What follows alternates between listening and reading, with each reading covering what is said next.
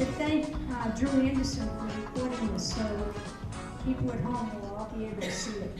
And you'll be able to see it again, especially the candidates. You may want to see them speak again or may not. So I want to particularly thank the candidates behind me who decided to run for office. I've been a candidate myself for about 40 years. I've won about half of them and lost about half of them. They were all wonderful learning experiences.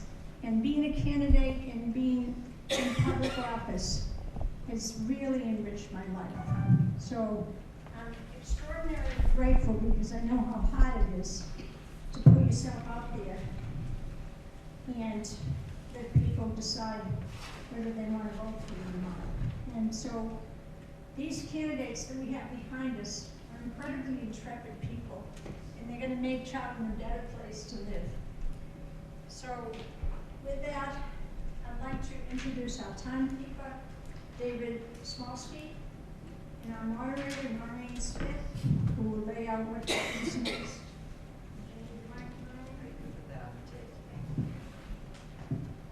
Okay, could we please have a round of applause for Kathleen Walker, who single-handedly organized.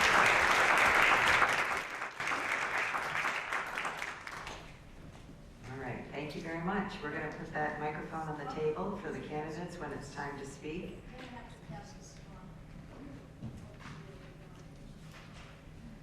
So just a couple of quick notes. Thank you to everyone who submitted questions for the panelists today. We'll be kind of picking through those and making sure they all get asked.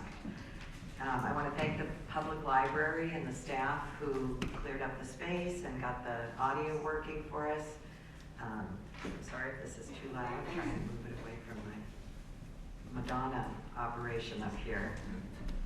I'm aging myself. I'm sure nobody over here knows what Madonna is, but so I'll moderate, I'll call on the candidates to speak. I'll try to make sure everyone gets the same number of questions if you're running for the same office so that we're not favoring one candidate over another. And the meeting's going to start with each candidate providing a 3-minute opening statement. This will be an opportunity for you to introduce yourself to the voters of Charlton, to share your background and qualifications, explain your motivation, why are you running for office, and why you think people should vote for you.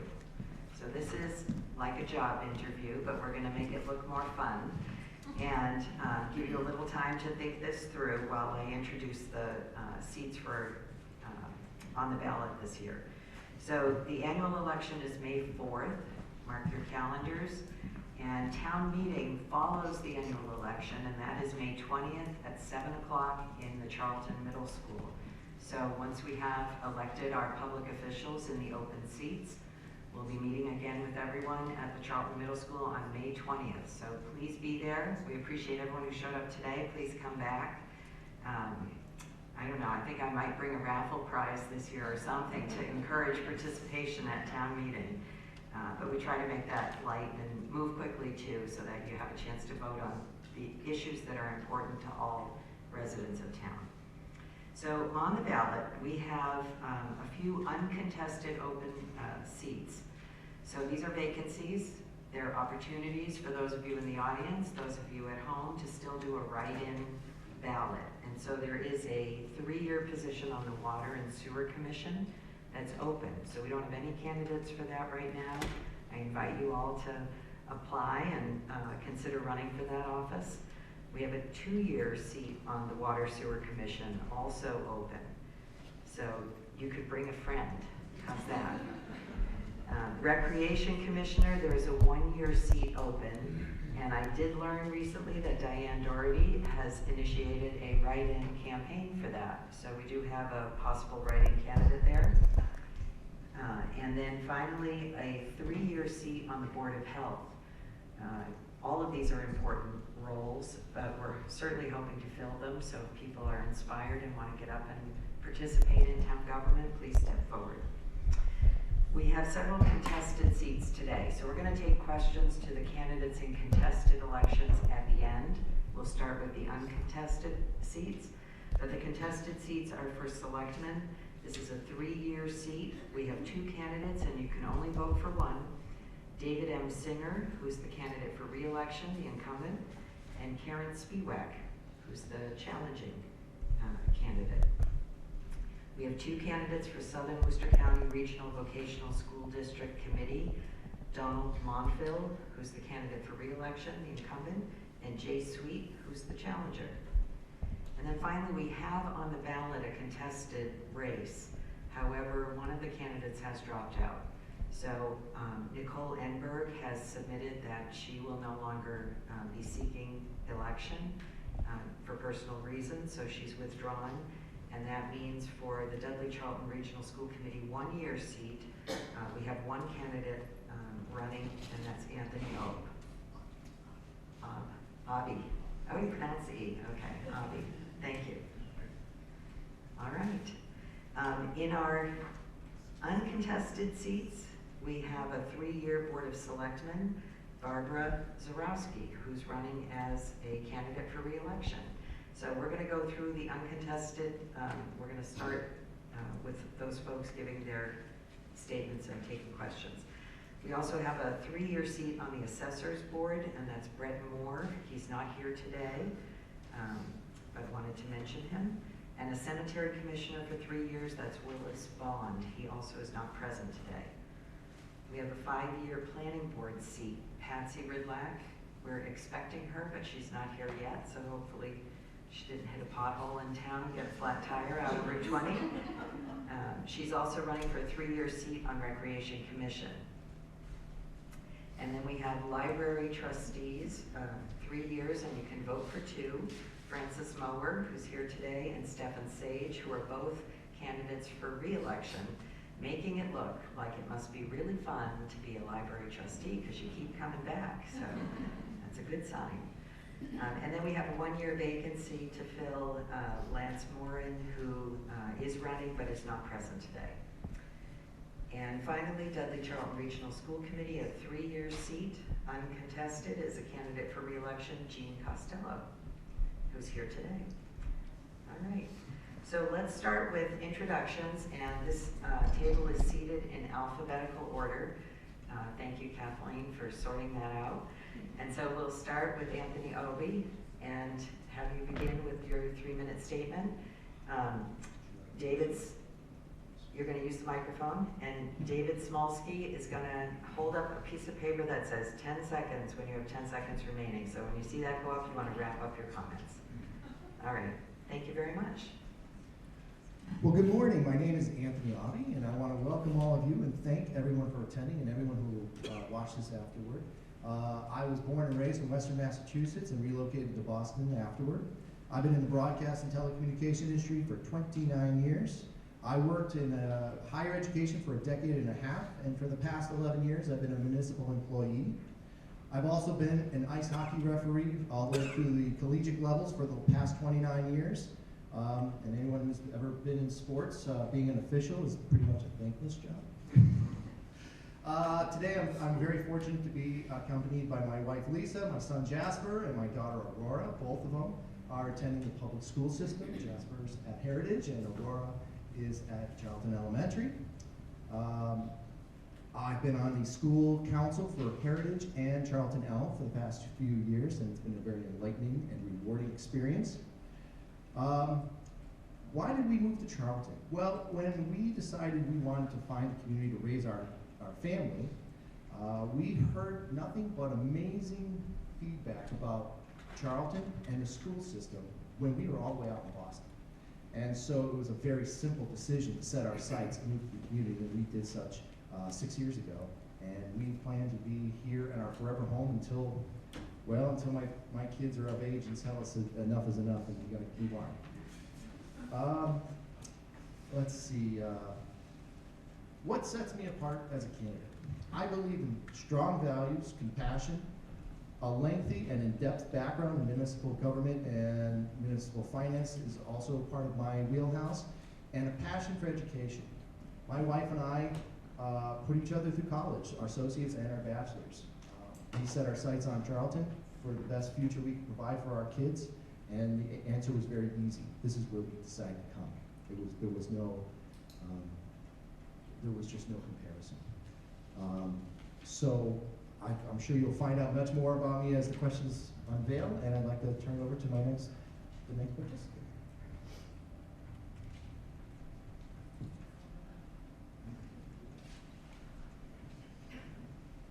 Right, so this is a complete change from the last time I was at Candidates Forum, when it was during COVID, in my car with a cell phone, being really nervous. So I'm Jean Costello, if you forgot. And I grew up in this town. I went to high school here, I was a proud graduate of '91. And I know a lot of the good things that we've done and how we've grown in Charlton and where the good people that we have in the Dudley Charlton Regional School District and the work that still needs to be done. And we've come a long way in working with our over 500 staff, 3,400 students. We're on the other side of COVID. Things are starting to look better. We're getting our test scores back up. Kids are learning how to better read with CKLA. We're working on our least restrictive environment. We're giving more options to special education students, and I want to continue that work. I've worked really hard with that for the past 3 years, and I want to continue that work for all of our students in the district. So thank you. Good afternoon. My name is Donald Montville. I'm seeking re-election to the Bay Path School Committee seat. I have been a full-time resident of the town of Charlton since 1983. My wife Jennifer and I raised 4 children, and during that time we participated in coaching our kids, Girl Scouts. My wife was involved with Girl Scouts. I was a board member for the Charlton Youth Basketball and also the Shepherd Hill Music Parents Program. I have been a proud member of the Bay Path family for over 39 years. I started teaching at Bay Path in 1985 as a data processing instructor, using card readers and punch cards and PDP and video computers, so it's quite a few years ago. I finished up my career at Bay Path as the vocational director, where I was responsible for overseeing the 22 programs that are at Bay Path. While there, at one time I coached basketball, girls basketball for a couple of years, and I was also part of the school building renovation project, which many of you probably remember as a $74 million project that was completed on time and under budget, which is 2 phrases that you very rarely hear on a big project. A year after retiring, which I did in 2020, and it wasn't because of COVID, it was just plain that way. A year after retiring, the legendary Clarence Vachon, who many of you remember, we decided not to seek the seat of Bay Path School Committee. So I was fortunate to run and be elected to that position. In the 3 years that I've been on the board, I've missed 1 meeting, and I've been to all the advisory committee meetings, which are very important because during these meetings, the school committee can meet with the teachers and industry reps to make sure that what we're teaching the students meet the current standards. Keeping the equipment up to date, keeping the methodology and the curriculum up to date are very, very important for our kids to get the skills needed to succeed in the 21st century workforce. I'm on 3 subcommittees up there: the Building and Ground Subcommittee, the Finance, the Negotiations Subcommittee, and the Warren Subcommittee. I continue to volunteer my time up there by working with the Education Foundation, directing traffic on the snowy days for Santa Breakfast. It's always a pleasure to work with them because the money goes to students and to staff who have these great projects that they have. Bay Path has a stellar reputation. Unfortunately, we can take in 1,200 students, and I'm running out of time, but I would appreciate your support. I feel that my background in teaching and administration and school committee will make me a very successful candidate. Thank you.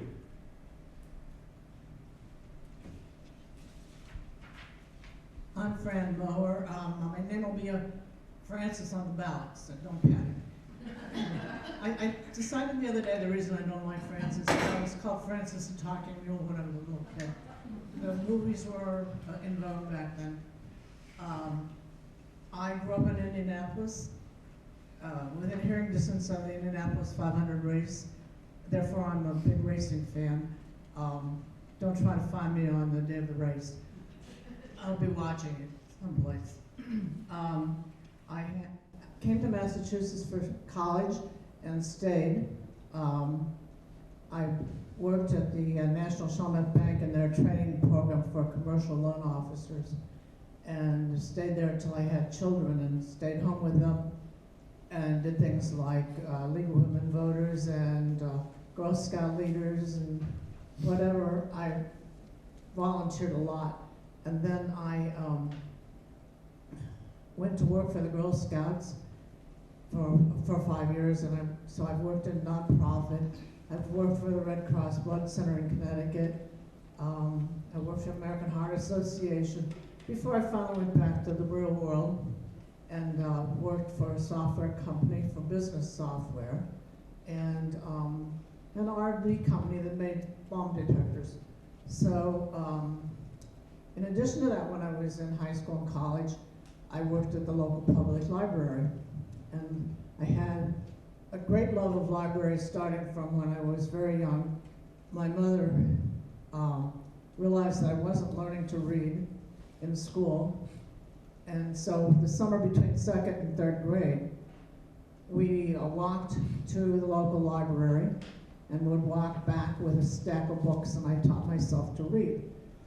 So thereafter, I spent lots of time, like in the children's area of the local library, doing things like reading biographies of great people. I remember reading one about Clara Barton.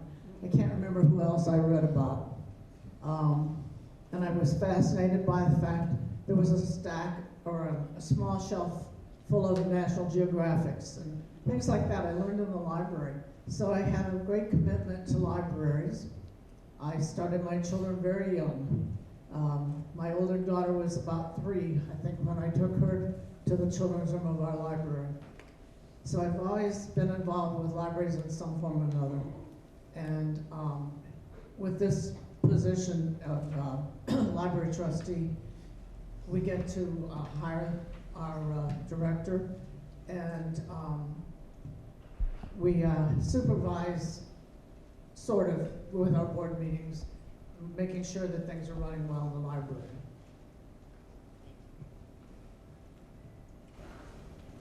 Hi, I'm Stephen Sage, also running for library trustee. I got snagged on the steps of this building in 2002. I was told about an opening due to somebody leaving the board, and I was told, oh, we meet about once a month for about an hour and a half.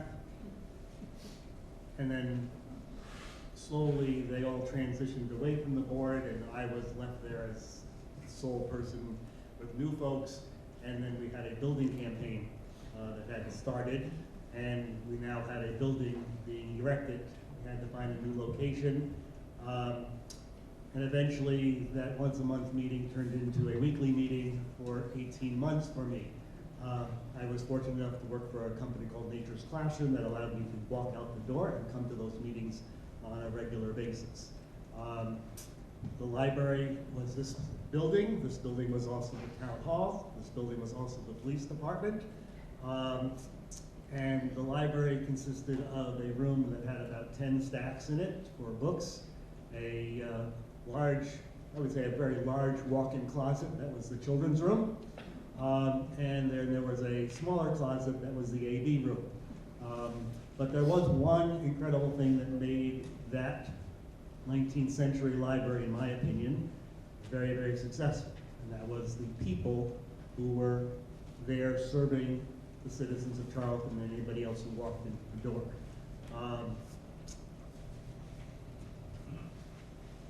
During my time, we constructed this building. This room was actually here all the time. It was just chained off because it was deemed unsafe, and that was false, but it was never ever used. And now we have an absolutely incredible library that I'm very proud is part of the 20th century, with meeting rooms, huge areas for children, large rooms, small rooms for study. But the two libraries had something that were very common.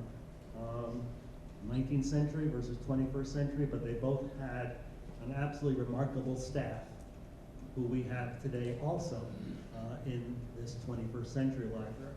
And I'm very proud of that fact because the majority job of the trustees, as Fran said, is to hire the director of the library. And we have been very successful in our work in providing the citizens of Charlton with exceptional library directors over the last 18, 19 years. I will not be running if I get elected this year and have a 3-year term. I will not be running beyond this, because at the end of that term, I will have served this community for 25 years. I feel it's time to allow others in this community to find the joy of service to the community. And I encourage people out there listening and folks in here to fulfill that role and take on the responsibilities of making decisions and helping this community grow. Thank you. I Thank you will, so much. I will attend town meeting if you have a raffle, absolutely. Okay. Thank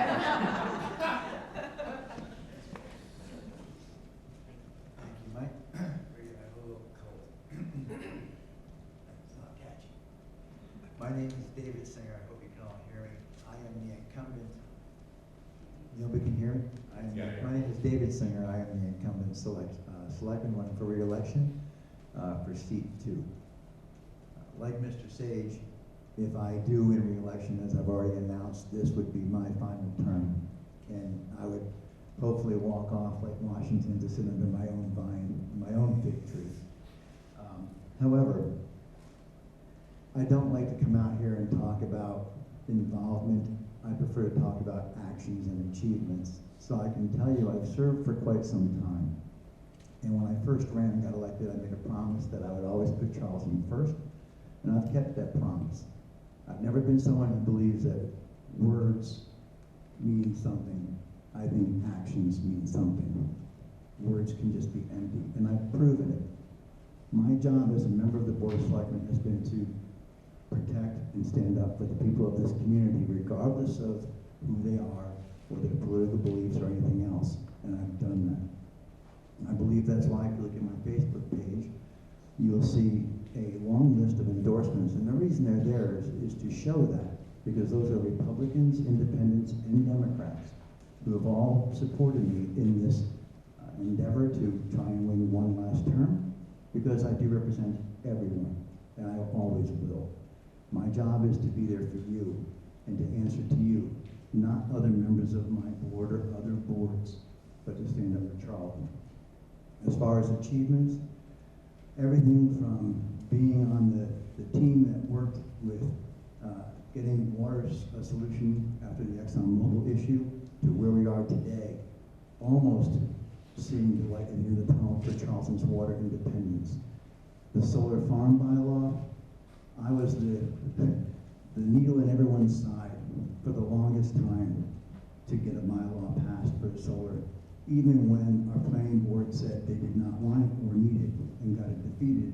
We kept at it, and now we actually have one. There's a lot that I've been involved in, always putting Charlton first, and I always will.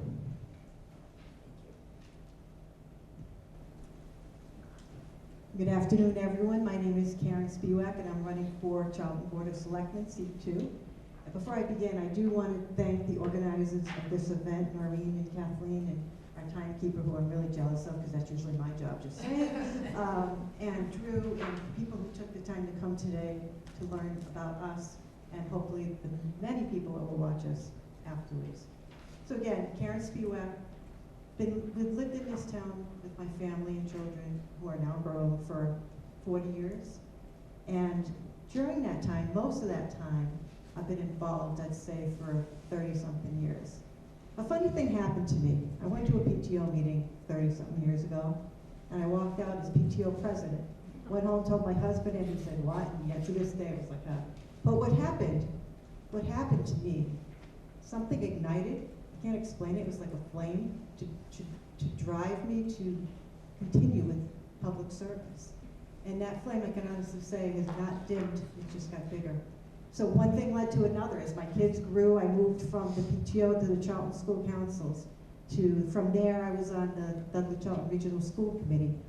In between somewhere, we helped to build a library and create this beautiful town treasure that needed the additions and renovations with the help of lots of people.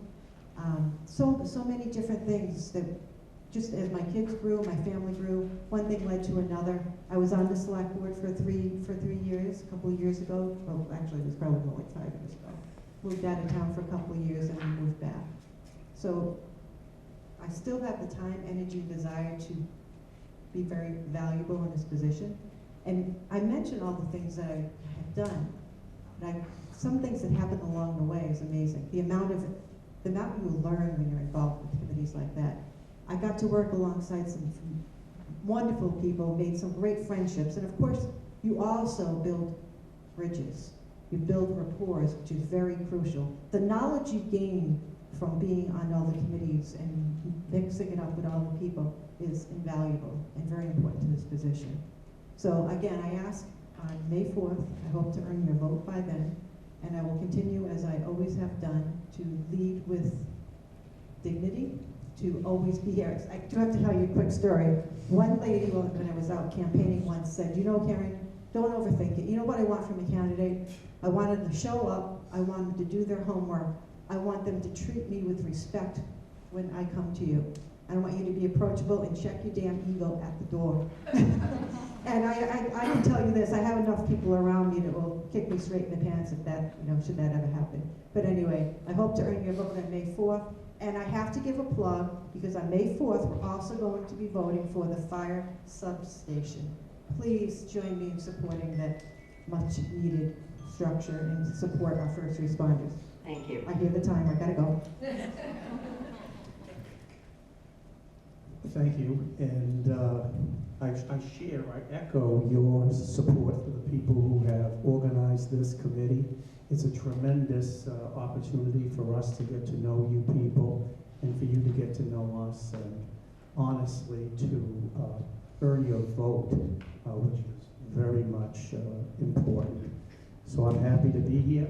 I've introduced myself to many of you, and I put a flyer on all the seats. My name is Jay Sweet, and I have been a longtime resident of Charlton. My 3 children attended Charlton Public Schools. My oldest daughter is a nurse practitioner. She's married to a wonderful New Hampshire State Police officer. My second daughter is a teacher who works at the Advanced Math and Science Academy in Marlborough. My youngest son is a junior at Springfield College and wants to be a teacher. There's more. My wife is a teacher and works at Quabog Regional School District. She has accumulated 25 years plus of educational experience. So I guess you can see that we are just a group of teachers. We have many wonderful conversations at the dinner table about the goods and the bads, and the ugly of public schools and private schools. More good than bad. And I do want to say, I want to introduce, many of you know this wonderful woman, Mrs. Dater over there.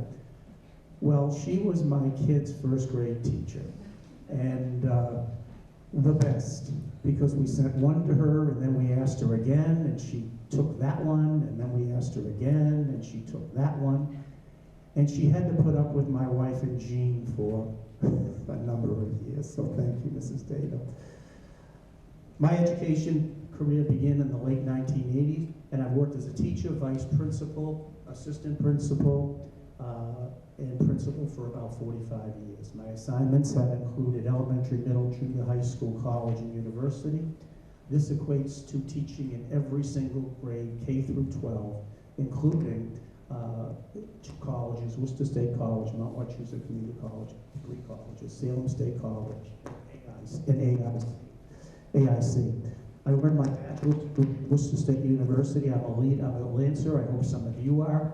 I earned my master's degree at Salem State College, and my master's degree is in school administration. School board members are supposed to represent their constituents. Representatives should honor and support their constituents. Representatives, skip. Here we are. I will tell you this, I'll increase interest in VAPATH, increase the number of those who cast votes. I'll increase the number of those who cast ballots. Thank you. I'm an honest man. I ask for your vote. Thank you so much. Thank you. Awesome. Microphones. Good morning, everybody. First of all, I want to thank you also, Noreen, Kathleen. I don't know how we as a town ever will, repay you for everything you do and continuously help with. My name is Basha Zaraski. I am running for re-election for the Senate board member. And just, Mr. Stefan, just so you know, when you're done with your position, I'm all about a library trustee. So that's what I'm aiming for in the future. I migrated here from Poland with my mom. We pursued the American dream. It wasn't easy. I put myself through school while working and raising my family. I am a hard worker, and I hope I can prove it, and I have been proving this time after time being on the board.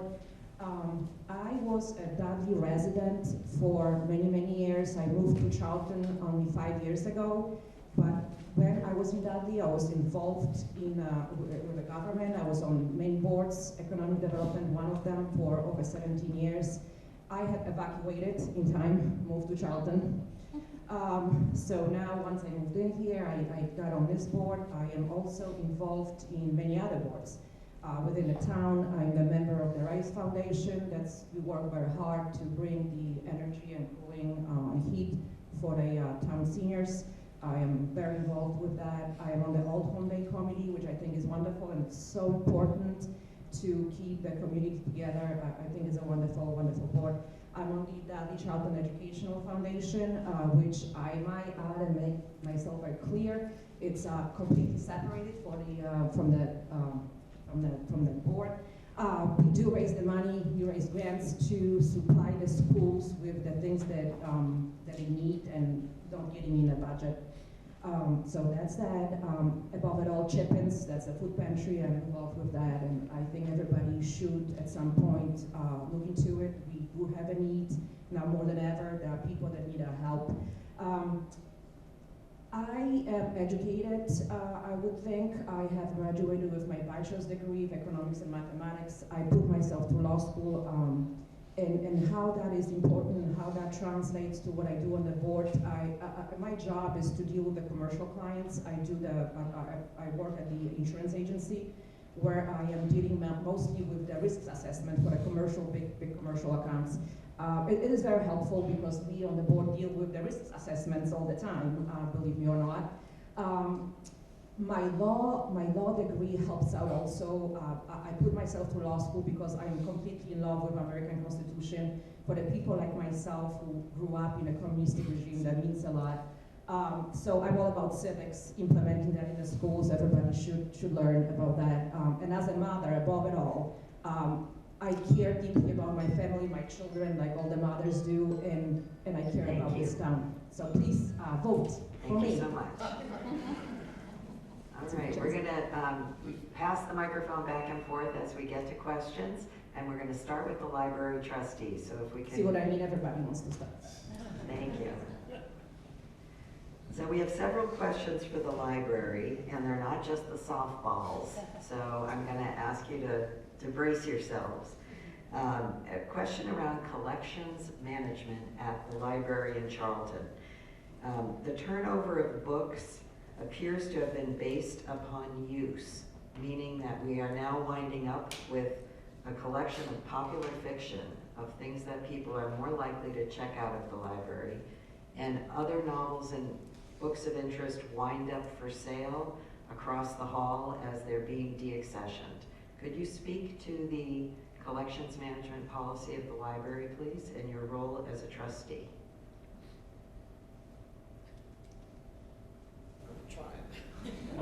And so Stefan, if you go first and then pass it to Fran. I've learned when you're asked the question, you should spend some time thinking about what your answer might be. So that's why I'm sitting here thinking.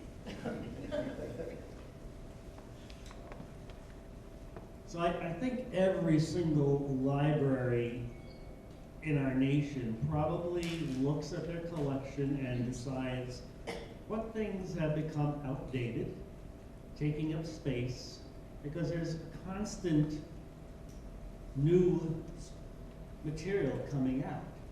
And as we built this library, we made sure that the stacks had actual space to have new material, but you also have to look at usage.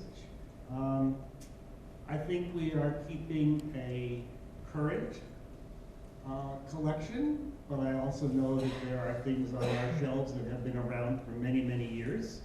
I've read some of them, they're still there. So I disagree with the statement that it appears that the library is moving toward one area.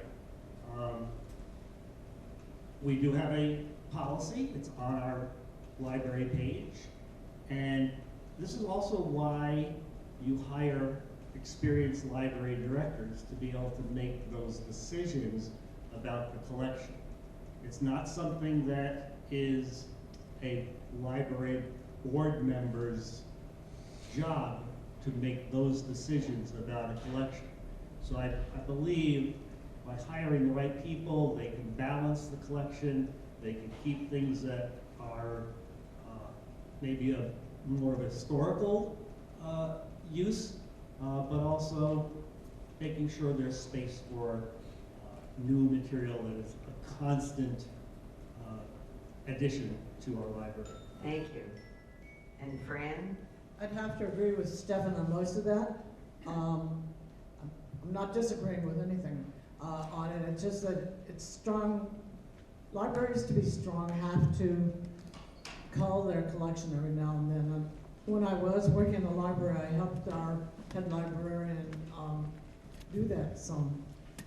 One of the things I remember her calling out was a cookbook that was like ancient.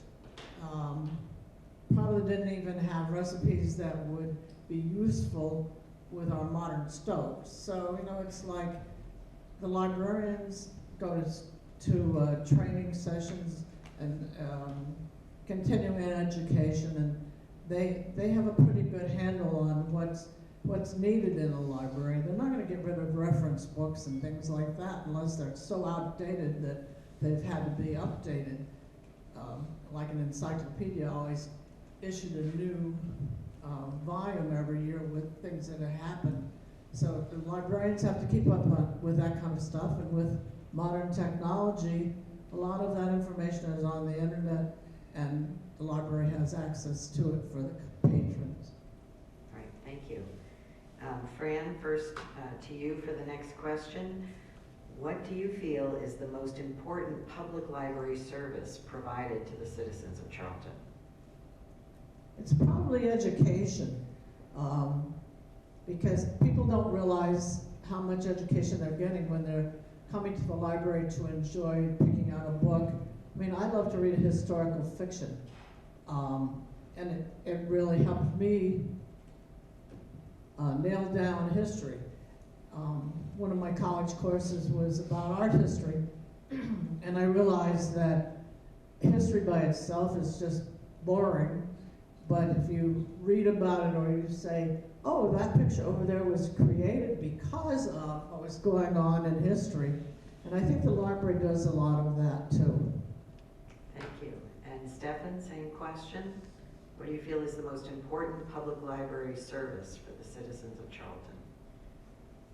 I believe it's probably the fact that this is a free and open building to all individuals, no matter what your interests are, what your beliefs are. This room or this building is open to you to use as you would like to use it. The materials are here, the videos are here, the DVDs are here, the music is here, the borrowing of things is here, magazines are here, newspapers are here, all free and welcoming for your use. All right, thank you. And last question on the library, I just have to ask, because one person did write, the library is wonderful, but it's never open when I can actually go. Can you speak to the hours of service provided by the library and any plans you have in the coming year to change that?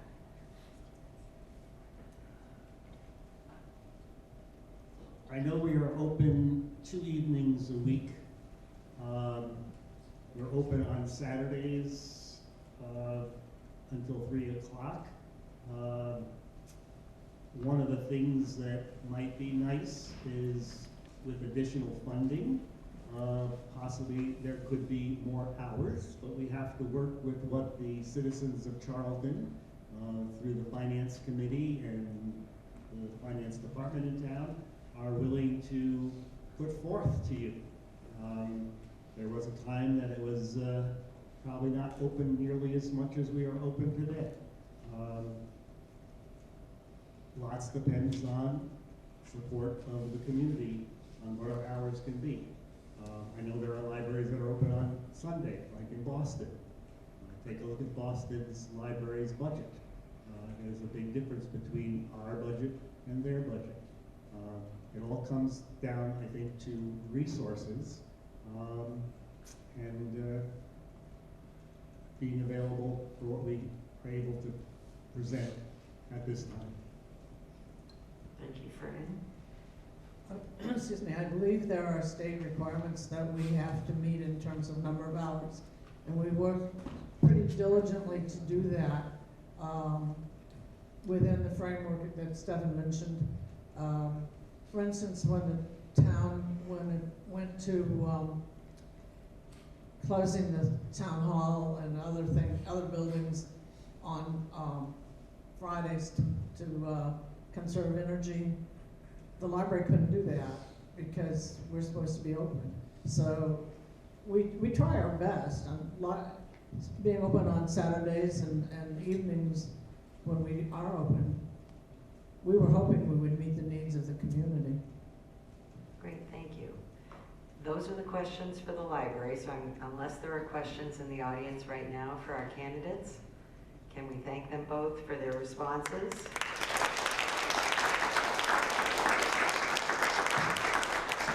And you're welcome to stay seated at the table, or you're welcome to join the audience. That's up to you. We're going to move on to the school committee. Okay, and then we're getting to the Board of Selectmen. So we save the kind of excitement for excitement builds as it goes on. We're going to start with the public school, Dudley Charlton Regional School Committee. So first question for school committee candidates. In the public Dudley Charlton Regional School District. First one from an audience member. What are some steps you would take as a school committee member to increase transparency and encourage dialogue and participation from the public?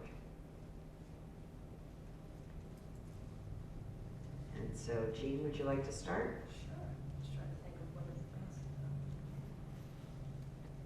Let's see. I actually started some of that on my first 3 years, where we ensured that we were getting more of the information out for our policy and feedback, because policy is one of the 3 things by MGL that a school committee is supposed to do.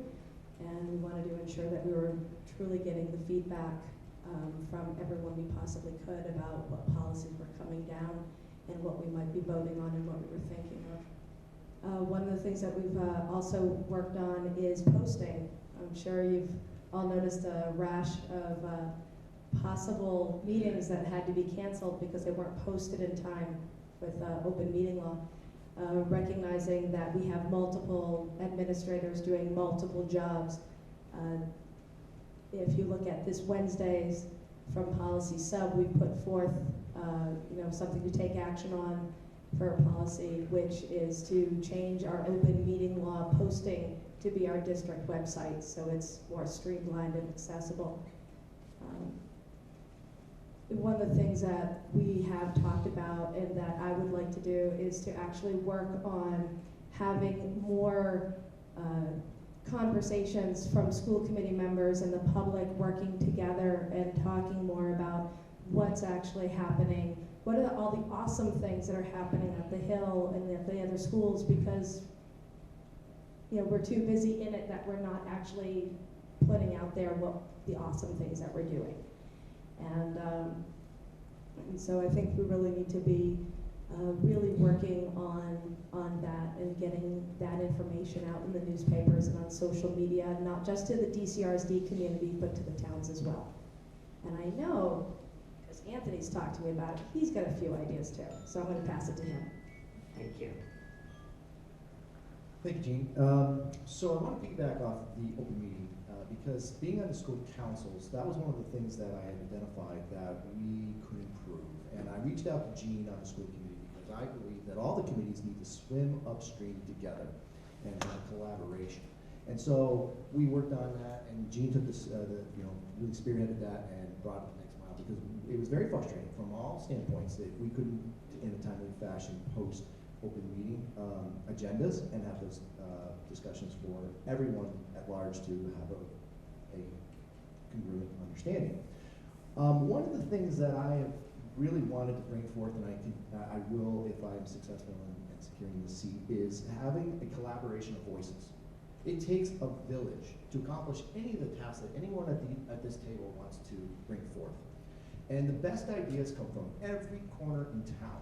I've already started that process by meeting so many new individuals on the campaign trail, trying to get signatures for nomination papers and just opening up new dialogues with new people, which, to be honest, took me way outside my comfort zone.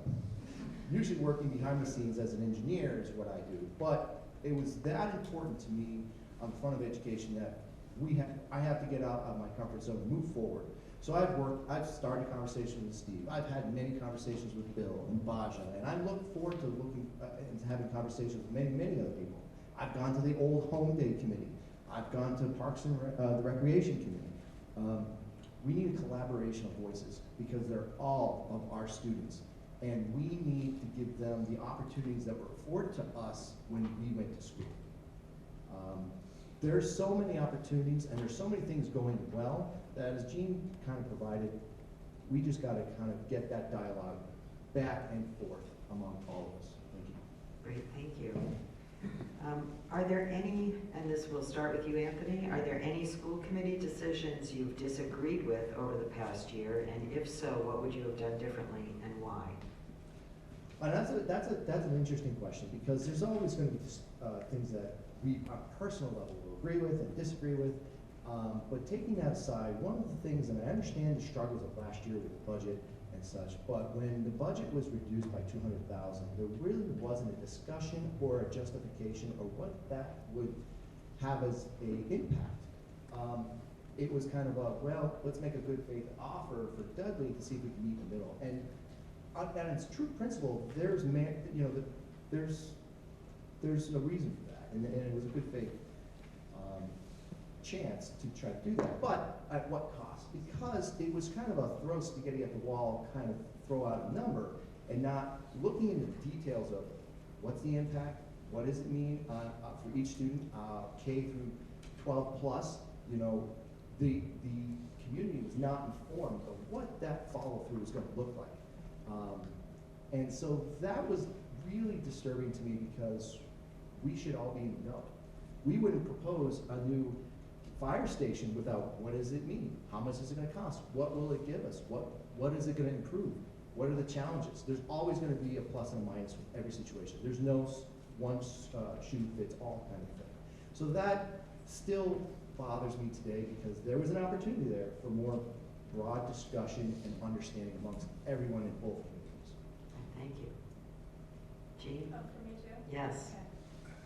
Any school committee decision you've disagreed with over the past year, and what would you have done differently and why? Okay. I'm going to pick that same day that Anthony picked, the amendment to my motion that reduced the budget by $200,000. I didn't agree with it. I lost that motion. And so the level service budget was reduced by $200,000. To accept the budget, I did vote yes after my original motion failed. And I voted yes because I wanted to ensure that at least it would pass with the 2/3 majority that it needed because I didn't want it reduced further. Would I have loved to have stuck on my principles and voted no? Yes, I would have loved to have done that, but I chose instead to ensure that we would have the least amount removed from the school budget. While it hasn't been voted on, it's been discussed ad nauseum, as far as I'm concerned, which is student fees, an increase of student fees, where that keeps cropping up as a way to offset cost. So for me, I don't think that increasing student fees and increasing barriers to someone's educational experience, whether it be at the low end, it could give us $20,000. High end, it might give us $60,000. But out of a $59 million budget, I don't think putting barriers in front of the student experience is worth it. Thank you. Some have stated that the Dudley Charlton Regional School System budget is in fact a drain on the taxpayers of Charlton, despite being among the lowest cost per student across the state. What's your perspective on this? Anthony, would you start? So it's no secret that one of the biggest expenses on our budget for town is the education of our students. It's over 50%, and there's a lot of needs. I'm a municipal employee as myself. I would not want to decimate other departments at the expense of a student. However, paying the investment in education will always pay the best interest. We are talking about the longevity and successful endeavors of our students for tomorrow, and that comes full circle for the services that we're all going to need tomorrow, whether it's a plumber, or it's a doctor, or it's an electrician. And as much as I can respect the notion that it is a quote-unquote drain, I think it's just as vital a resource as having a fire department respond when we have an emergency. Our students could be that fire department tomorrow. We need to invest in our future, which is their future, and we need to do it with equality across the board. Every single student from K through 12 plus matters. Their educational experience and quest for educational excellence matters. We can look from town to town, or we can look from country to country. We've been on a decline of educational expertise for this country for a long time. And that's not a problem that's going to be fixed overnight. But it doesn't mean we give up and don't make incremental improvements year after year for the benefit of our students and the rest of our futures. Thank you, Jean. Okay, I obviously don't believe it's a drain on our resources, but as Massachusetts is the first one to have a public education, if we go all the way back to the old Deluder-Satan law, part of the reason why democracy works is because we have an educated populace. That is the whole point of the education, right? Is to give students the potential to be the best that they can be for their own selves. And when that happens, we all do better. And it is the lowest for regional in the state. Do I want to see that increase? Yes, I do. I believe the town is 51% of their money is for the DCRSD.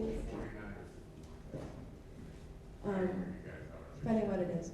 But I also know that, neighborhoods, like the towns around us can, have gone up to 55%. It's, the communities use the schools. So it's not just for our students. It's not just that we're the largest employer of 2 towns. It's also that our town meetings go on there. Our votings happen there. Every time you go to the school, it's almost always something's happening, some sport, some club, some community event. It's ingrained in our town. And if our schools begin to suffer, our towns will suffer as well. Great, thank you. Relative to social and emotional learning, and I'm going to start with Jean on this, what's your understanding of social emotional learning, and what role should it play in education? Well, we've come full circle, Maureen. You asked me that my first time at Candidates Night. There you go. So just like 3 years ago, I'm a big proponent for social emotional learning. You know, kids are not ready to learn if they're not regulated and able to learn. And actually, like I just said at the March 13th meeting, is that yes, while we have the ESSER money to help out and stabilize and continue through COVID and work to mitigate the educational and regulation loss through COVID, our ESSER cliff right now has whittled its way down to $160,000. And $160,000 is going to those programs, to those guidance counselors that are able to do the social emotional learning for the students that are in need of it. And whether or not we like it or not, there's not a lot of therapists out there. Everybody's got a waiting list. If you are in need for that type of service, the best place to catch people is, yes, if you're students, is in school, to keep kids in school ready to learn. Thank you. Anthony? So on this topic, Jean touched on the ESSER grant. The ESSER grant was put in place with great necessity. During the pandemic, our students went through a number of turmoils and had difficulty coping. Why? Partly because they were so young that they haven't learned the coping skills or how to develop through barriers for the betterment of their education. ESSER grant is sunsetting, but that doesn't mean there's still not a need for our students. Sitting on 2 school councils, I repeatedly would go to faculty at these schools that were or were not involved in the councils, and I asked their opinion. I said, what are your top 3 things that you foresee as the greatest need in our schools? And time after time, a 2-to-1 ratio, I would hear from teachers at both schools say, adjustment counselors, oh my goodness, we are in desperate need, cannot lose. We'd rather cut all the custodians than lose an adjustment counselor because it's that needed. And I said, wow. I said, this is the coalition of voices that we need. Because sometimes we are so strapped at the district, from building to district level, that sometimes those voices aren't breaking through. And we need to hear those things for the betterment of the students. I'd just like to remind everyone in this room that most people move to Charlton, not because we have the most amazing post office. We set out as targets on the community because of the schools. We believe in all the services in town, but getting people to come here was the schools. And that will drive the revenues and the receipts for our budget to provide for even more services for our town. We do not want to become a community that puts that aside. Thank you. If Dudley is not willing to match Charlton's increase for the school budget, as a Charlton representative, how do you intend to negotiate or advocate for our students? And let's start with Jean. I get to start this one. All right. Since I'm the one that advocated for the level services and restoration of the assistant superintendent budget, which is the $59.8 million, is that personally for me is I think we should have the town voters decide. You know, it should end up going to town meeting, let them decide. You know, let Dudley citizens decide what kind of school do they want to have. You know, it's about all 3,400 students, not just Dudley, not just Charlton, all 3,400 students. And we have to keep that in mind. Having level services, because this year's level services is last year's cut. At one point, we have to stop the bleed. We've already gone and cut $1.5 million for the past, I believe, 5 years. It needs to stop. And if that comes down to also putting a motion out and, you know, working the best that I can to convince others during that meeting that we need to have a special district-wide town meeting to ensure that all 3,400 students have the best education that we can give them. I believe in that. I believe that's something I've been saying for over a year since we had the 112th. And we put the special district-wide town meeting on the books, and then we were able to end up getting past the 1/12 budget and then having that budget passed. So I do believe in that.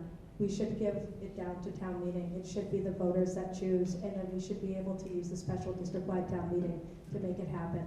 Because if you remember, Dudley did that to us in the 80s, and we're only stronger for it. Thank you. Anthony, same question. If Dudley won't match Charlton's increase for the school budget, how will you advocate for our students? Well, I'm just gonna give a nod to Jean Castillo in my stop the bleed. But, in honesty, so they're in a difficult position, but that doesn't mean we don't stop dialoguing with our sister community next door. I believe when I spoke to a lot of residents there, which I have, I've already reached out to a number of residents, they concur with our needs at the district level for their students. They're all our students. We need to continue that coalition of voices and come to the table. Just because a no from a select few is coming to light doesn't mean we don't continue to talk it out. When you, in your own households, have a disagreement with your significant other and say, oh, no, we can't do that, does that mean you just say, done, conversation over? I mean, sometimes with your wife. But other times, you say, hey, you know what? All right, cooler heads will prevail. Let's look at it from another way. Is there a way we can build the pyramid, start small, work towards a goal, but don't discontinue the conversations? And to piggyback up on one thing that I really want to highlight that's important is the 1/12 budget that we had no choice but to start going towards last year and then did. There was no other district in the state, not a single one, that had to go to a 1/12 budget. That's not good for our students, it's not good for our community, and by the way, it's been said before, we're the biggest employer in town. How does that reflect the employment in this town? You're gonna drive those citizens away. They're gonna go where their work is. They're gonna bring their children and students with them. We are a community, and we need to act as a community, as a whole, for our students. Thank you. We have a number of other questions for school committee members running for office, but I'm going to move it along, and we'll come back to them at the end if we have time. So for the Southern Worcester County Regional Vocational School District Committee, we have Donald Montville and Jay Sweet running for office. And I'm going to start, Donald, with you. What do you feel is the most important issue facing the vocational school district in the coming year, and how would you like to see it addressed? Thank you. We're very fortunate that we have a new building. Our budget is very well received by the town, and we try to keep it at a very low budget amount. But one of the biggest problems that we have is with our athletic fields. If you've ever been up there or watched a game up there on the football field, it's like a mud field in the middle in October, by October and November. The field is heavily used. It's used by the football team, the soccer team, field hockey teams, everything like that. A few years ago, there was a study that was conducted, and that study is now being reviewed and updated to possibly fix the fields up there and to possibly add some fields to the other side of the road where Bay Path owns. However, the big thing is going to be the cost. And that's something that, as a committee member representing Charlton, we have to keep that in the back of our minds. Because I know what Dudley went through last year. And I know, so it's going to be a hard sell to make that happen. But there are ways around it. We just started with the Building and Grounds Committee, possibly looking into corporate sponsors like they have over at Shepherd Hill. And so that's our biggest issue right now is the football fields, because they are, rutted. There's ruts in the football field. And it's some could be harmful to our student athletes. We have had a professional landscaping company coming in the past couple of years trying to fix that up. But it's all built on clay, and it's all water up there. The football field, the baseball field, the softball fields, they're all the same. There's nothing we can do about that. Thank you. All right, thank you, John. Before you pass it on, I'm just going to ask you one more question. Could you speak to efforts to combat absenteeism following COVID? I know that's been a prevailing issue at a number of schools of students not showing up the way they used to because of the remote instruction and their, just in general, I can't explain it, but can you speak to some of the strategies that the schools should take to combat absenteeism? Yes. Yes, absenteeism, talking to the teachers up there and administrators, is one of the biggest problems since COVID hit. Students just got used to not coming to school. And our students work on the 180 days. They're only in academics 90 days. They're loaded, they double up on academics. They have 2 periods of math, 2 periods of English, 2 periods, 1 period of history, 2 periods of science, every day during their academic week. So it's imperative for them to be there. I know that in our last school committee meeting the other day, on Monday, there was a proposal in the student handbook that the dean of students worked on to come up with the steps that they were going to follow when students reach a certain level of days absent. They were going to, reach out to the parents. And what they started this year was a program during the February vacation, and they plan on doing it in the spring vacation, a recovery day. So students are gonna be bussed into Bay Path for 3 days. They work during the February vacation, and they will be during the spring vacation. Well, they will have an opportunity to work with a science teacher, a math teacher, an English teacher, to recover some of the time that they lost while they were absent. So there are a couple of programs being used right now that we're trying to address that issue. Thank you. Thank you. Would you pass the microphone down, please, to Mr. Sweet, Jay Sweet? Jay, the first question for you is, what do you feel is the most important issue facing the vocational school committee in the coming year, and how would you like to see it addressed? Thank you for the question. It's the same in many aspects of our community, in all boards. It's the issue of funding. It's the issue of taxes. It's the issue of getting the biggest bang for the buck. It's the issue of cutting programs, sacrificing extracurricular activities for academics. In my situation and in many situations, the disagreements here become battles. People become dug into the ground, dug in their ways, so that there can be no compromise and no reasonableness. Parents, constituents, interested parties need to contribute to these decisions. They need to be heard, not just avoided. There truly needs to be reasonableness. And the other aspect that we have to consider when we're dealing with these budgets is consider all funding options. The town of Charlton taxes all the residents here, and many of you are probably overwhelmed by the tax dollars that go to all of our communities. But specific to education, there is a tremendous equation that the state uses to determine what funding schools get. And it's very, very clear that the more affluent communities get the most money. Check some of these communities that are in the suburbs of Boston. They get the money. Now, how do we do that? We have to advocate with our state representatives. We absolutely have to be a grassroots organization, and we need to fight more for the monies we get. Not cut programs, get more funding. Thank you. Thank you. And second question for you, while you have the microphone, could you please comment on your position on strategies and what you would do to advocate to reduce absenteeism in the schools?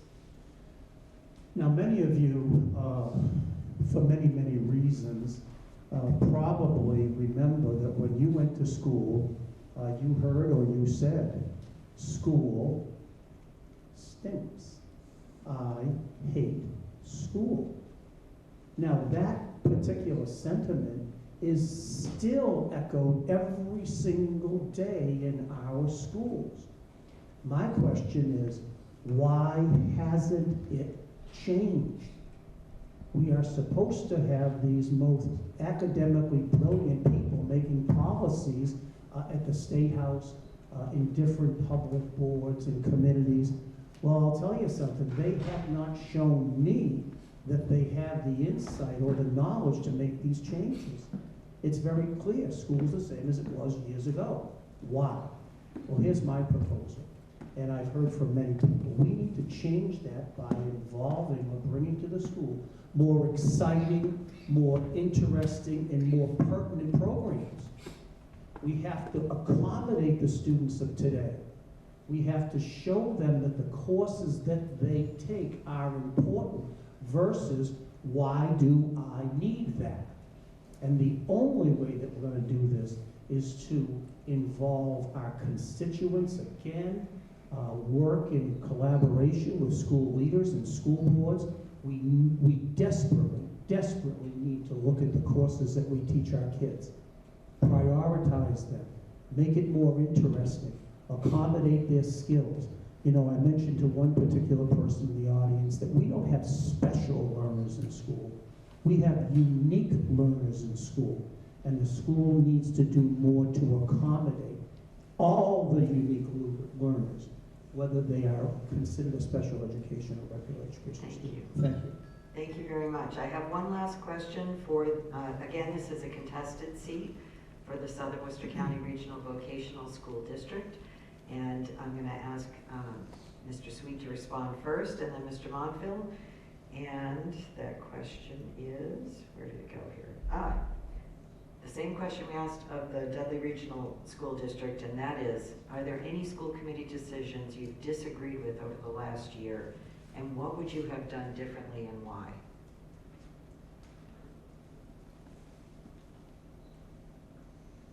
You know, since I don't have a vote for the school committee, you know, I attend many school meetings, school committee meetings, and I would disagree with many of them. Again, as I mentioned earlier, I don't not under any circumstances support the budget that was recently passed. We need again to look at the budget and determine where our priorities are. And I do believe that we have miscalculated in some degree or overemphasized priorities based upon what the board, the committee believes in. There are many constituents in our communities that don't feel that the priorities of the school board are necessarily what the school board should have as priorities. School boards bring forward their ideas. They do not bring forward what the constituents need or believe. So without any doubt,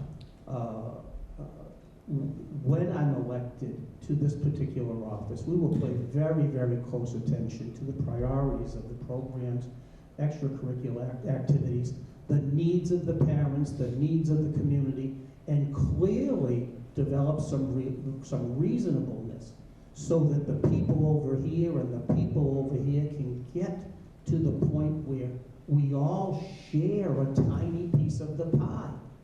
Right now, it is not that way. School officials get their way, and that includes the superintendent and also the school board. Parents who have kids at Bay Path, senior citizens who do not have kids at Bay Path, parents who do not have kids at Bay Path, they need to be heard through constituent building, meeting with parents. Thank you so much. Thank you very much. Would you pass the microphone down, please, to Mr. Montville? Donald, would you please also respond to the question? Are there any school committee decisions you've disagreed with over the past year, and what would you have done differently and why? This would get me in trouble, I think. We have a 20-member school board, and that's a lot of people. And to get 20 people to agree to anything is very difficult. But we do a good job at that, I believe. There are very few decisions that are banded back and forth. One of the areas that I would like to see, or I felt that we wasted a little too much time was, and it's kind of a good kind of an announcement to Charlton residents and everyone else that's listening to this, is our house building policy. We have a house building policy where our construction crews build a house in one of the 10 community towns.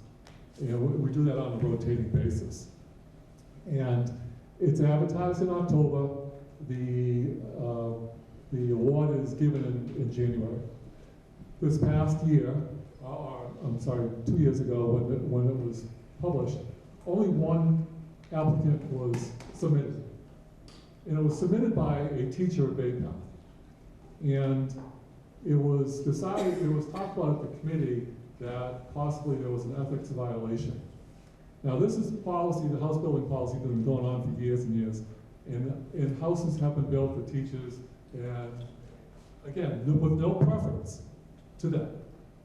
And so it was decided that we would ask our school council to look into it, and in the meantime, to approve that, which we did.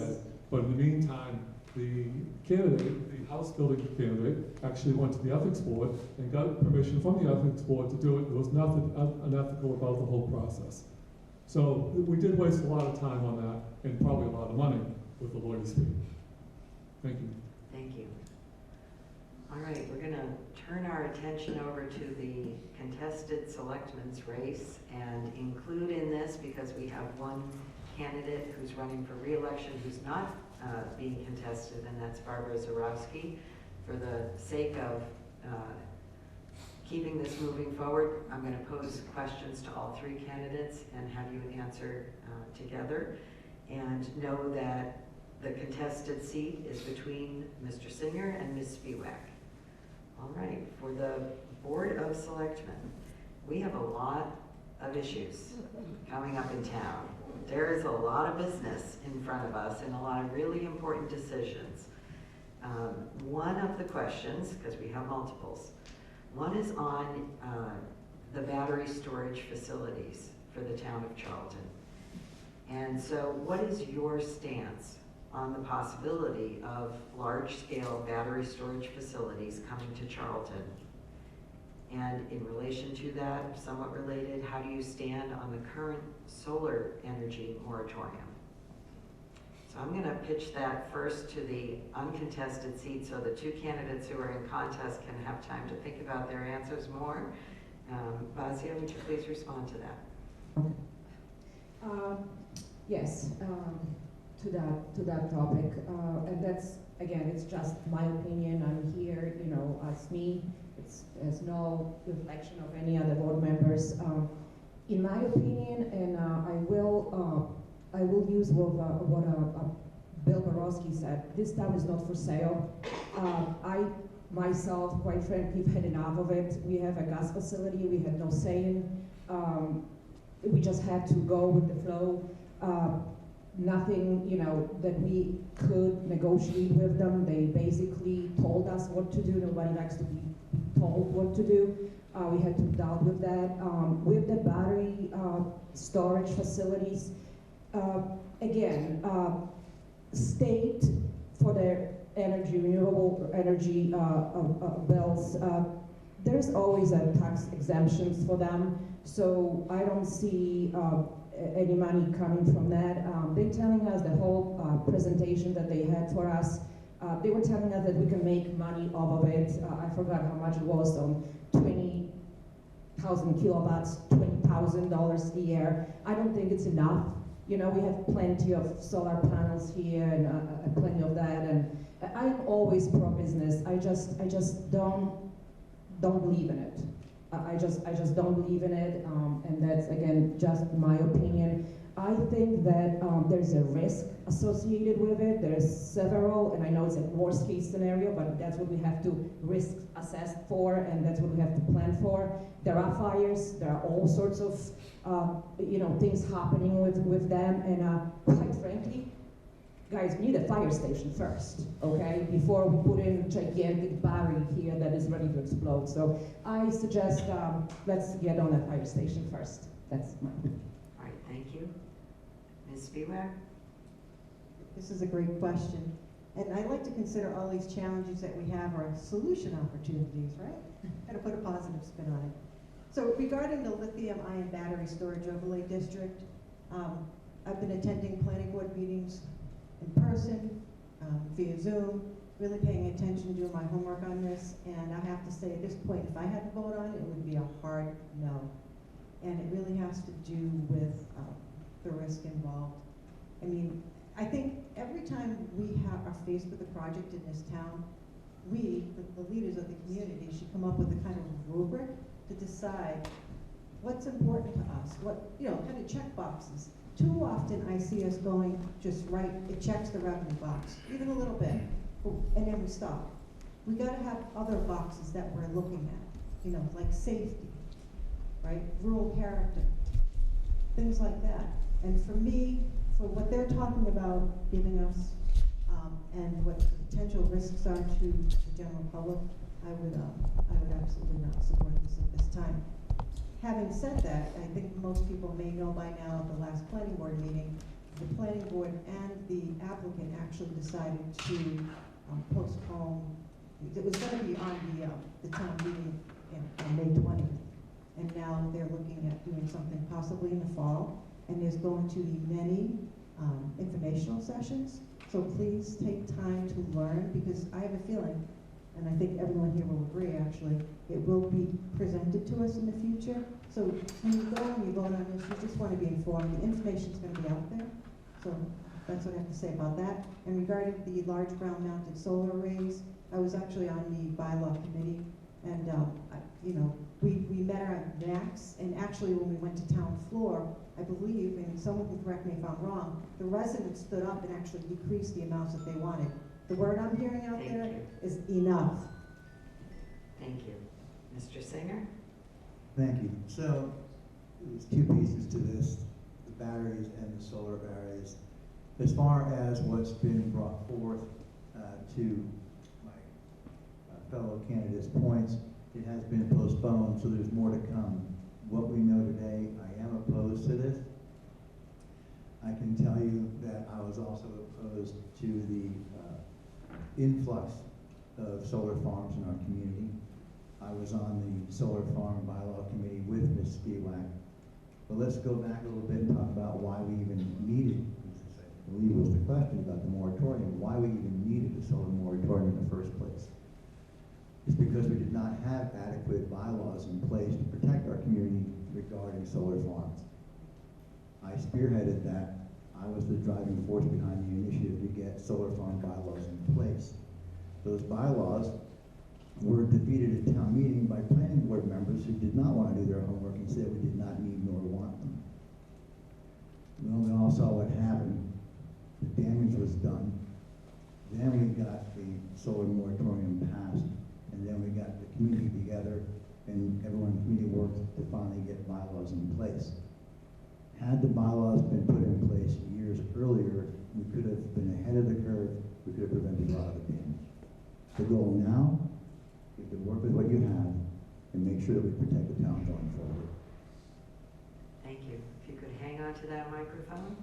Our next question, we have some very big cost items in front of us as a town. We've all seen the porta potty out behind fire station number 2, which we take great pride in as we pull in to go to the post office. And we also know there are other needs in town, including a senior center. So could you please explain your opinion and your stand on a new fire station and a new senior center for Charlton? Certainly. If money was no object, we would have everything everybody wants. Unfortunately, that's simply not realistic. We can't print our own money. We can't make things magically appear, so we have to work with what we have. Right now, Charlton is actually in a very good place. I think we're pretty healthy. I support the fire station. It's not even a want, it's a desperate need. And when we look at what's coming off the books and the timing, there should be virtually no impact to the residents to make that happen. So prioritizing public safety is first. I believe Charlton is in a position now to achieve both of those goals. However, that said, the reason we're still looking at fire today is because it failed to pass many times previously. I think Charlton may have been in a better financial place to get this done previously, but that really is neither here nor there. We have to focus on today. Today, we can make this happen without the big impact to our residents that they were concerned with. I believe we can also make the senior center happen, but we have to take the same approach we took with the fire station versus the PSB.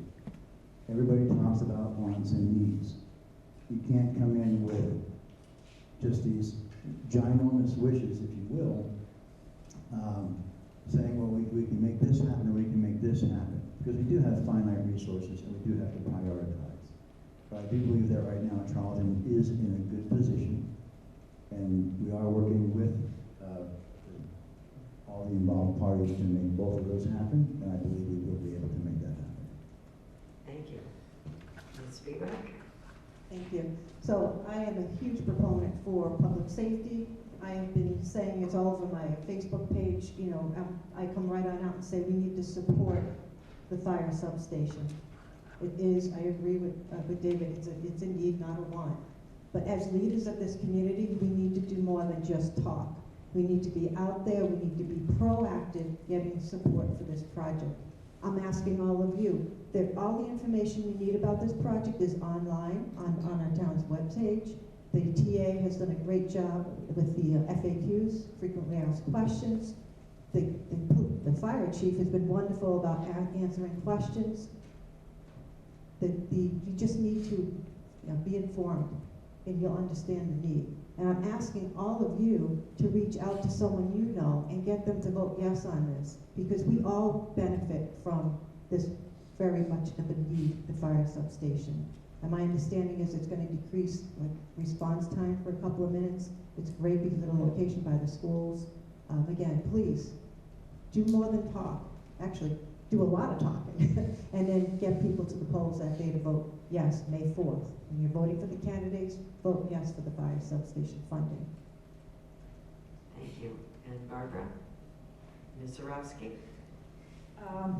I invite everybody here and everybody who's watching, every town resident, to just, guys, go there. Go to those fire station buildings and evaluate it by yourselves. There's many people that never been there, have never seen it. It is a disgrace. We are buying apartments, we need storing it in the facilities that are completely not updated to the simple standards. This is a 45 square miles of the town, guys. There's no way that we can save the life the way we have it situated right now.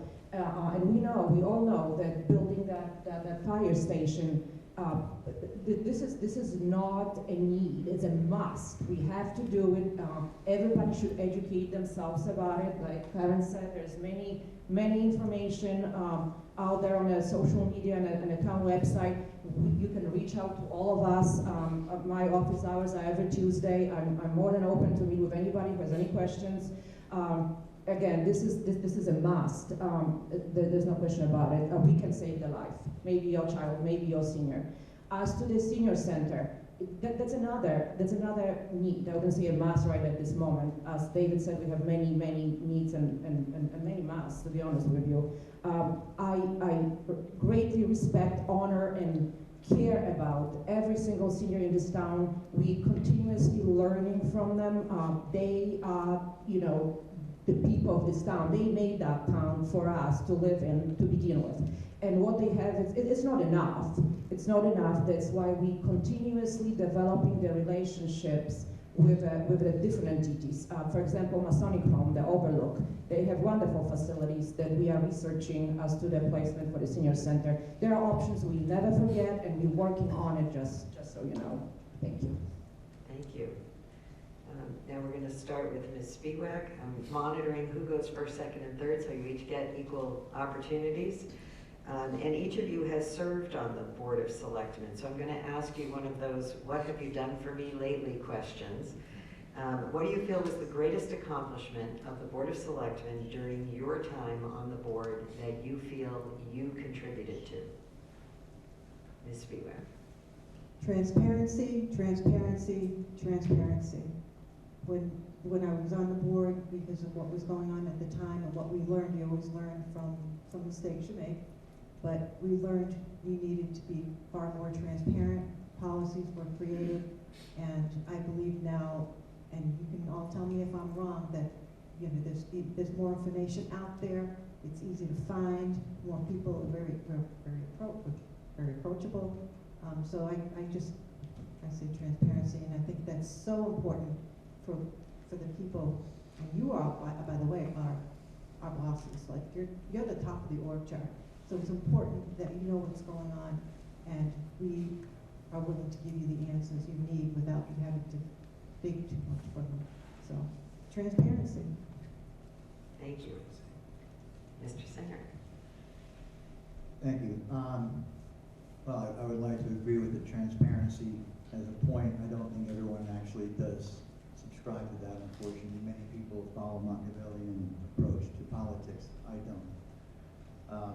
Transparency is key, and transparency means not only what you're told and being upfront with people, but transparency is also impacted by what you're not told. As far as achievements, I would say a personal one for me, which I thought was very important. The day before I got elected to the Board of Selectmen, there was no POW/MIA flag flying in front of Town Hall. It now flies.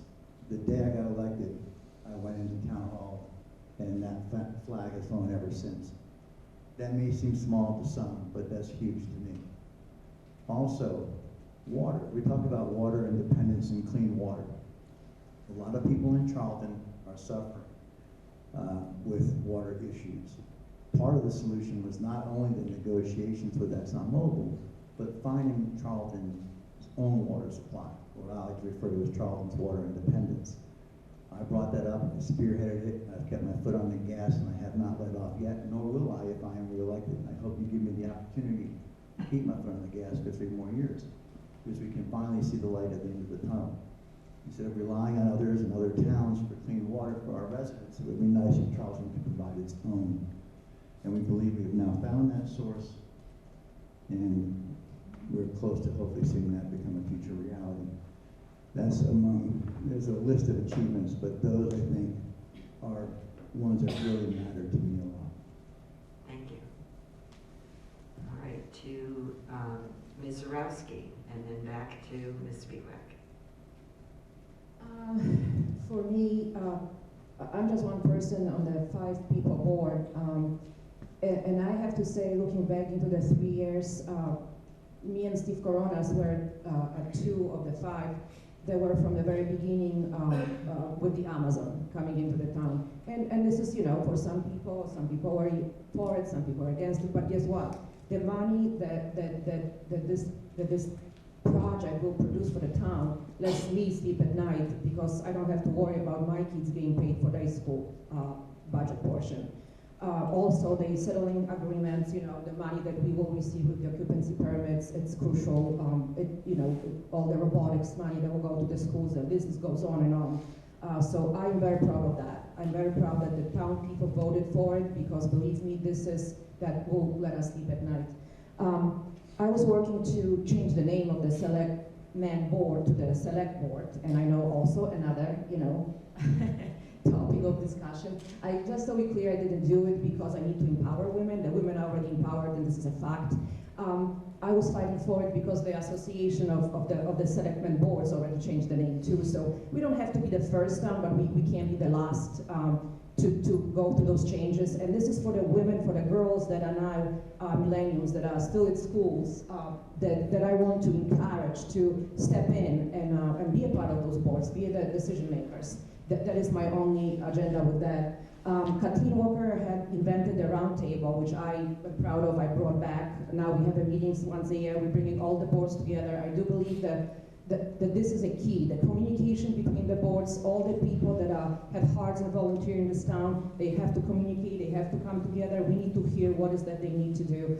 I think we have a great board, and I'm going to say this, I'm proud and honored to work with every single one of them, and like Karen said, transparency, transparency, transparency, always. Thank you. All right, we're going to start with Mr. Singer. A fellow select board member makes a proposal or comment that you fundamentally disagree with. How would you maintain respect and professionalism while handling contentious topics and heated debates? Thank you.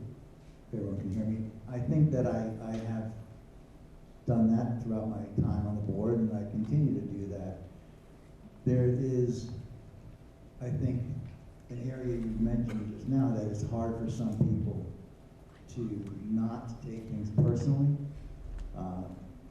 When you're going to deal with issues politically, you have to be willing to disagree. Sometimes you have to disagree a bit more vehemently. However, you don't resort to name calling, you don't go negative. Argue your point, stand up for what you believe in. But at the end of the day, you still have to be able to lose a vote, walk away, and still have a beer or a tea, if you don't drink, with the person you disagreed with. You have to be able to respect each other's opinions and their right to have a different opinion. Doesn't mean you don't fight for it. You do fight for it and you stand up. But you have to understand and recognize when it's also time to stop arguing because you're not going to win the vote and live to fight another day.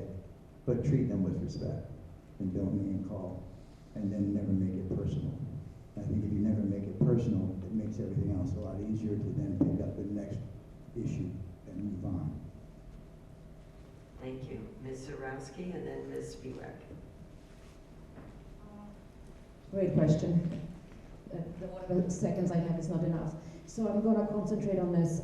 We all come from a different backgrounds. We all different people. We all have different opinions. We all have different skills, set of skills, and intellect to bring to this table.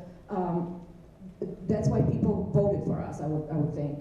So we will disagree. That's what you people want us to do. You want to see pros and cons and different opinions. I think that goes without saying that the respect is the key word here. We have to respect each other, and if we don't respect each other, there's nothing. People are watching our meetings. People, I would think, have hope in us. That we will handle ourselves within, respect and just be civil. Find that love and hope for I don't know, better tomorrow. I know, as cheesy as it sounds. I don't think that throughout the last 3 years we had too many instances of any kind of the misbehavior. I know I'm trying very hard to be respectful and to work with my colleagues. There's no need for going after anybody personally. There's no need to pinpoint somebody's mistakes or ours or other towns. This is not what we're here for. We need to concentrate on what is really important here and what our job is, which is to do the best we can for the people of this town and to be an example to you guys and to the kids. We kept talking about education. I think that this is where it starts. It starts from the home. It goes to the local government and then out there to all this war that is going on in the state house and God knows where. So let's be civil and work together. That's what we can accomplish the most. Thank you. Ms. Spiewak? Sure. Again, it does go back to respect. And, as leaders of the community, you're going to be in heated discussions. And I've said this before, I think it's very important to have heated discussions, or I call it spirited debates at the table. Spirited debates at the table, and then you get up and you can have cake at the next table. But it's really important not to make it personal. Once you cross that line, it's not good. So, and I being civil, showing respect, and remembering at the end of the day, the select board's 5 people. You can count to 3. 3 want one thing and 2 doesn't, go the other way. If you're on the losing side, you got to remember, okay, I tried, and walk away, and like I say, go eat cake. Hopefully, not throw it at each other. But All right, thank you. Karen, Ms. Spiewak, if you can hang on to the microphone. You're next up for a first pitch for the question, and this is that we have a very large new Amazon facility in Charlton, and the trucks are about to start to roll while we've got Route 20 under construction, and there will be no doubt an impact on the town. Could you comment on the allocation of funds from the deal made with Amazon when they come to town and how you would like to see those funds used? So that, again, discuss, and we would, we have a FinCom group that we would talk to. But there's so many needs that we want, but I do think we should be earmarking money for some of our major things that we discussed today. We talked about the fire substation, we talked about what's going on with the seniors, which I really can get into, forgive me, but they too deserve to have a good facility to eat at, to socialize at, etc. But I think it really involves planning, and it's nothing that, you know, I may have lots of ideas, but that's something we need to get in a room with other leaders in the community and decide, other committees like FinCom and our town administrator, and decide how the money should be allocated. Thank you. Mr. Singer? Thank you. Well, as far as allocating money, obviously, I think, again, separating wants and needs, but you have to look at core services first and making sure that those are funded, obviously being public safety, schools, highway, very important. We're fortunate right now, as I mentioned earlier, that the town of Charlton is able to meet the needs and the requests this year. That's not always going to be the case. We have to do what we can with what we have. You know, I don't like to talk about money I don't have yet. But when we do have the money, as my fellow candidates have mentioned, it's a group effort. Each person here is only one member of a 5-member board or FinCom. Everyone comes together and they put their heads together. However, my personal recommendations to that group, which I believe what the question was, would be that I would be recommending to the group that we prioritize first responders in our schools to make sure that we are achieving what we need for public safety and our students, combined with the existing tax base, and then also going on from there, because as everyone knows, we have tons of needs and tons of wants, but you have to prioritize. And to me, the public safety in the schools would be the top priority, and that's what I would be recommending you start with those monies. Thank you. And Ms. Borowski? The simple words, we got this Amazon here. Guys, quite frankly, they would come anyways. If we would not welcome them, they would go to either Oxford or Sturbridge, and we will get the same traffic with no taxes. So that's that. Now, some numbers for you. The 53 Sturbridge Road right now was producing about $240,000 revenue for the town, and that was going on for the last, 30 or 40 years. With Amazon on that land, we're looking into about 66 million in taxes over the same period of time with the TIF and everything involved. I'm gonna tell you that's just what we know now from the settling agreement. 5.3 million it's, Amazon is giving to the Route 20 reconstruction, so that helps out that area. They, by all means, involved with that. $1.5 million goes to the sidewalks. The money that with the settling agreements we will receive to upgrade that. $750 they're gonna give to the recreation, which we know, Diane, right? We need a lot of that. That there's a lot of things that we want to accomplish in this town. With their help, we can, because we will go after the grants to match the money that they will give us. That opens up a lot of room for improvement, and again, the kids need it. $1.5 million will go to the STEM programs in our schools. And we have discussed that. We need it. We need more than that, but that is a good amount. And $780,000 to the public safety. So, and the list goes on and on. So that's that. I think that answered the question. Again, I'm all pro-business. We have a lot of work to be done on developing the Route 20 and do what's the best we can be done to get those businesses in. Great, thank you. Hang on to that microphone. We're going to go from left to right for the contested races and allow each candidate to make a brief closing statement in which I ask that you name the top priority for you in the coming year and then summarize with why people should vote for you.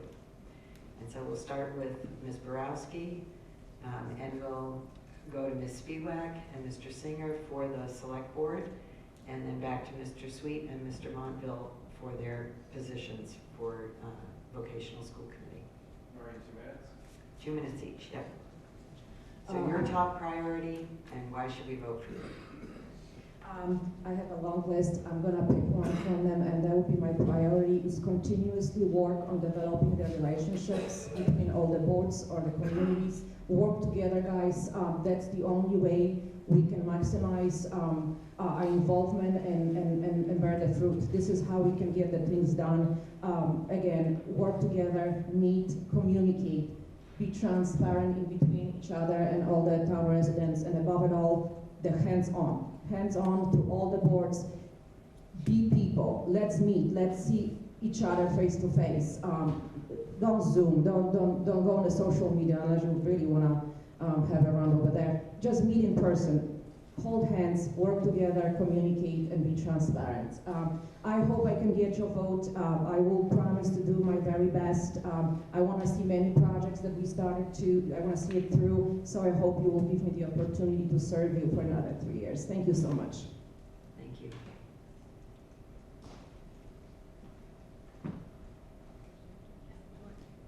Yep, Ms. Spiewak, your top priority and why we should vote for you. I think you all can probably tell you what my top priority is going to be, is that fire substation, trying to get that, see it through, because even after the ballot vote, and we're going to have to pull it up at town meeting and vote on it there. But that aside, I'd like to see the town work on a new master plan, and I know that's under the guise of the planning board, and every 10 years we're supposed to have one. But I think we need a master plan to be like our North Star vision, because we come, we go, right, leaders of this community. We need to use something like a master plan where a master plan has involvement of the citizens, of people on different boards, and it's one document that we can use and should use, like our guiding light to that North Star, right? It's our vision. So we don't keep maybe, everyone who comes on board, I have this idea, I have that idea, already been there, done it. But this is, if we have the master plan in place, that's what we should all refer to. That's our guiding star. And that's so important to have. And I know, I believe the funding's in place for, because I think it's grant funded, and planning board, I think, is starting to work on it. So they get a facilitator, and we can all have input. So hopefully when that comes out, that's what's gonna, we can all look at it. And why should vote for, actually, the good news is, both my opponent and myself have long records, right? You can look up minutes, you can watch meetings at night, what better things to do, right? But I think our moderator mentioned, this is really like a job interview. So we're looking to get hired into these positions. You are the employer. Come May 4th, you're gonna get together with your peers and you're gonna hire someone. What I'm asking you to do is please check references. We all made a lot of claims. A wise man once told me, trust but verify. Call, do your research, look at social media, talk to your neighbors. But All right. And then vote. Please vote Karen Spiewak. Thank you. Thank you. Mr. Singer? Thank you. And just so I don't forget, I'll start with please vote Singer on May 4th. Realistically, we have a lot of issues. Fire is important, solar, and what's coming in the fall is important, but it goes beyond that. We have issues with PFAS contamination, crumbling foundations. There are a lot of issues this town is facing. Those all need to be addressed. If the people of Charlton entrust me with one final term, I will keep my foot on the gas for clean water. I will continue to push and fight for fire, as well as protecting the town regarding solar and batteries. However, I will from day one continue to push for true transparency, because for me those are not empty words. There are many minutes from meetings, executive sessions that are yet to be released that I get pushback on. I will continue to push from day one, if I get elected, for the release of all those minutes in their entirety, unredacted, because the public has the right to know every single thing that goes on behind the scenes. This is their town. I will also work with the elected officials we have at the local and state levels in order to protect our residents regarding the PFAS contamination and crumbling foundations. Sadly, many residents in town may be victims of this and not even know it yet. By the time they find out, it's devastating. So we need people who are aware of all the real issues that are going on and the potential tragedies that people may face, so that we're being proactive with the state and local officials to protect our residents. I ask for your vote on May 4th, and if you do elect me again for a final term, and it will be the end for me, I will use those last 3 years to continue to fight for you, for everyone in this town, as I always have, and will continue to do so. Please vote Singer on May 4th. Thank you, Mr. Singer. I'm going to ask for final closing statements now from our two candidates for the Vocational School District Committee, starting with Jay Sweet. Mr. Sweet. Well, thank you so much. Sitting back here and listening to all the candidates and all those positions that need to be filled, we have a lot to do. We really have a lot to do. You've heard all their priorities. My priority is very crystal clear, that we can get all these things done. We can get all these things done. The wants and the needs can be accomplished with collaboration and the development of reasonableness because of the committee. There are people here who probably or may disagree that the fire department is number one. There may be people here who might consider that the senior citizens center is number one. Both of these can be accomplished, there's not a doubt in my mind, through reasonable dialogue built with dignity and respect for everybody. We cannot continue to be dug into our positions. When we're dug into our positions, we make no progress. And in fact, we leave our meetings saying, how come that person believes that? Why can't they see my vision? Why can't they understand why things are a priority to me? Opinions are just what people think. It doesn't necessarily mean to happen. We need more. We need more open dialogue, and I will, without a doubt, go out to the constituents, the people who have elected me, those people who haven't voted for me, and gain their opinions, their insights, and bring them forward to these boards. Because after all, it's not my thing that I want to bring forward. It is your thing. It's what you believe is correct and appropriate. Now, I will work very, very hard to represent you in those areas. That is a promise. Thank you. All right, if we can pass the microphone down to Mr. Montville for your closing statement. Thank you. It's so important that we keep APATH up to date with technology, equipment, to support our students and staff. APATH has never gone to ask more than the basics from the town. It's important that we keep our students current and ready for employability and or to move on to college. I was doing a little research recently, and we have about 40% of our students go into vocation right away. The other half go into about another 40%, a little bit more, go into continuing education. And I think it's important for you to realize why they do that, because most of the programs require technology and to further their education.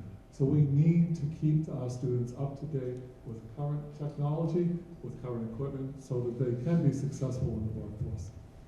I appreciate your vote on May 4th to retain my seat at the APATH School Committee. Thank you. Thank you.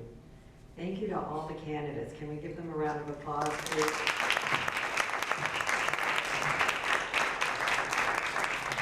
You know, each of these positions takes time and energy and focus, and we all only have so much time here on this earth. And so it is really exceptional to think that these individuals are willing to spend the time to devote back to their communities, and I'm really grateful to everyone that serves in public office in this town. And thank you to all the candidates for running this year. I think it's wonderful. It's always great to have contested elections because it makes us better. It makes us better candidates. It gives us options as voters and hopefully drives voter turnout as well. So please don't forget to come to the polls. The election, again, is on May 4th. And where are you going to vote? The Heritage School? Hey, listen, And Heritage then- School, vote for Sweet, not the elementary. Okay, and then on what date are you coming to town meeting? 20th. May 20th, at what time? 7 o'clock, and if we're lucky, we'll have our town ringer out front greeting us in.